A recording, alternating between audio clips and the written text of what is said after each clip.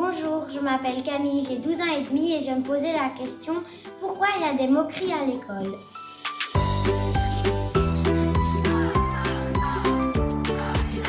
Peut-être des télévisions en Belgique, mais on ne sait pas. This is all wrong.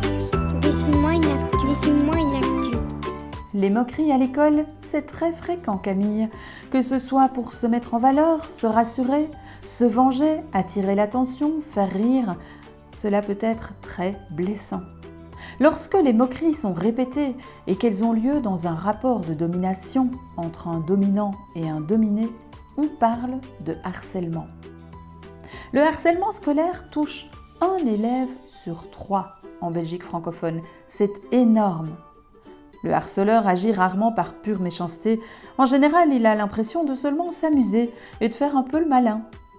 Il se moque de certaines caractéristiques de sa victime, comme son apparence physique, son habillement, sa religion ou sa nationalité, si elle est bonne ou mauvaise élève.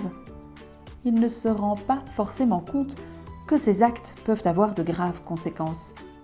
Ils peuvent provoquer une angoisse et une peur permanente chez la victime, et même avoir des effets sur sa santé, comme une perte d'appétit ou des problèmes de sommeil. Cela peut se répercuter sur ses notes scolaires, sur sa confiance en elle. Cela peut provoquer de la honte, de la culpabilité et même du désespoir. Recevoir un coup, se faire humilier ou injurier, être rejeté ou moqué, c'est à chaque fois douloureux. Ça paraît évident, dit comme ça, non ? Le harcèlement peut se présenter sous plusieurs formes. Par exemple, il peut être physique, verbal, matériel, social, se dérouler dans la réalité ou de manière virtuelle. Dans ce dernier cas, on parle de cyberharcèlement.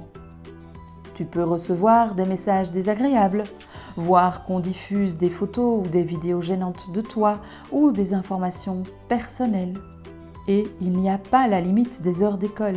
Cela peut se produire tous les jours, à n'importe quelle heure, même le soir ou la nuit. Dans une situation de harcèlement, il y a le harceleur, la victime, mais aussi tous les autres qui voient, laissent faire, ferment les yeux, rient ou soutiennent l'un ou l'autre camp.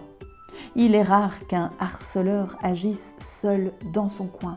Il a plutôt besoin de se sentir soutenu, renforcé, encouragé par les autres pour montrer sa puissance et sa domination dans un groupe.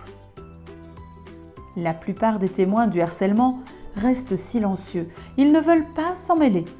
Mais en faisant cela, ils se rendent complices du harceleur. Pour sortir de ce cycle infernal, il faut en parler avec un adulte.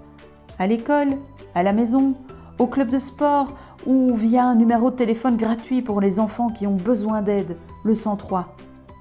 Il ne faut pas laisser faire, ni attendre et subir, tu comprends Camille ? Il faut essayer d'agir ou demander de l'aide.